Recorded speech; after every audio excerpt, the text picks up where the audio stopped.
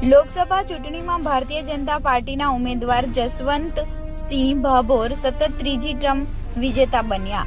દાહોદ લોકસભા સામાન્ય ચૂંટણી 2024 મતગણતરી ચુસ્ત પોલીસ બંદોબસ્ત વચ્ચે દાહોદ એન્જિનિયરિંગ કોલેજ ખાતે વહેલી સવારથી શરૂ થઈ ગઈ હતી, જેમાં પહેલા રાઉન્ડથી જ ભાજપનું પલ્લું ભારે દેખાતું હતું અને દાહોદ ભાજપના ઉમેદવાર જસવંતસિંહ ભાભોરે પહેલા રાઉન્ડથી જ સરસાઈ મેળવી લીધી હતી, જે છેલ્લા રાઉન્ડ સુધી જાળવી રાખી હતી અને છેલ્લા રાઉન્ડમાં ભાજપના નેતા જસવંતસિંહ ભાભોર 3,33,496 ના જંગી મતોથી સરસાઈથી વિજેતા બન્યા હતા અને એમની સતત ત્રીજી ટર્મની જીત હતી। તેમજ તેઓ દાહોદના કમલમ કાર્યાલય ખાતે બધા જ ભાજપના કાર્યકર્તાઓ, સંગઠનો તેમજ મતદારોનો આભાર વ્યક્ત કર્યો હતો અને કહ્યું હતું, આ જીત જનતાની જીત છે અને મોદી સરકારના વિકાસની જીત છે।